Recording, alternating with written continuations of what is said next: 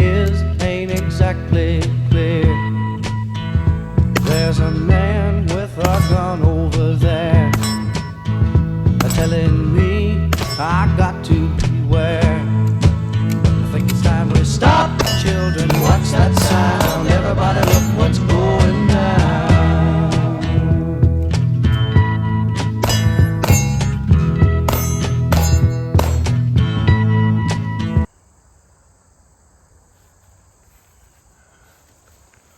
Hey guys, welcome back to Black Gun. Today we're shooting the Springfield Armory model 1911 A1. Traditional 1911 style handgun, and it's something that I don't get to shoot a lot. I think I did another video on the model that the U.S. Marine Corps had adopted quite a few years back and then dropped just as quickly as they adopted. Springfield Armory. Listen, it's a name well known with the 1911 series pistol. This one pretty much is a no frills. Basically, doesn't have the pick rail up front. It does have the extended beaver tail and the little grip nodule here, so you can deactivate that safety pretty quickly. And it has a really nice set of Novak sights. And basically, what you're getting here is pretty much a no frills, all business type handgun. It does have an ambidextrous safety, which is kind of nice. So it is set up on the right side, and I'll flip this upside down so you can see it here on the left side. It has a pretty nice skeleton trigger guide rod. So, I guess I kind of take that back that you're not getting the no frills, but you're getting just a good standard, hard working workhorse of a pistol.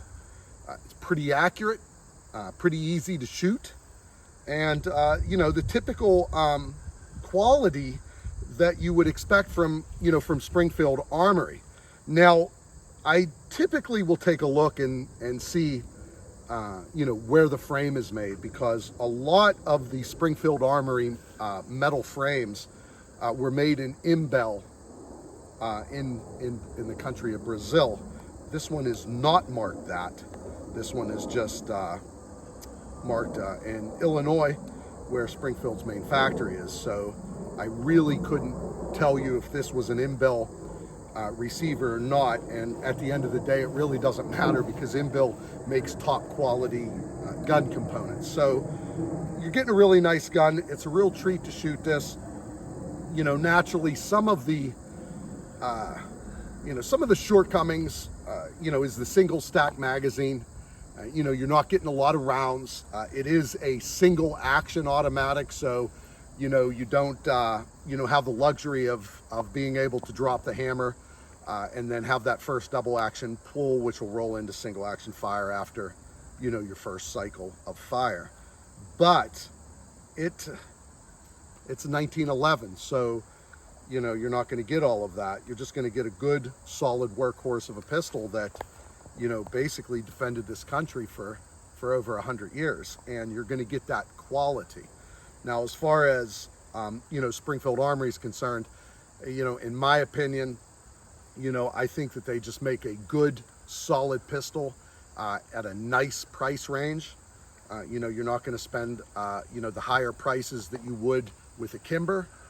And I think that Springfield kind of picked up the ball where COLT had dropped it. And I don't want to hate on COLT, because I have a lot of old COLT pistols, but to have a company that built its legacy on the AR-15 M16 rifle and the COLT 1911, they sure did make a lot of screw ups along the way, where other companies picked up and made a shitload of money off of those two particular products, where COLT could have.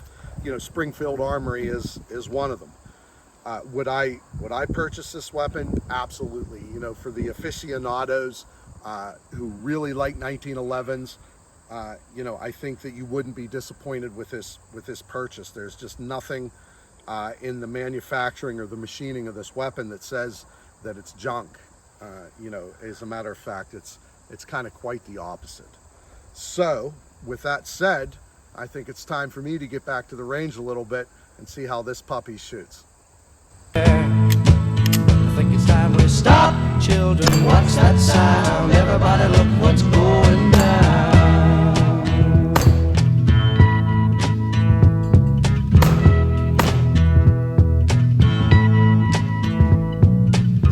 There's battle lines being drawn. Nobody's right if everybody's wrong. Young people speak in their minds are getting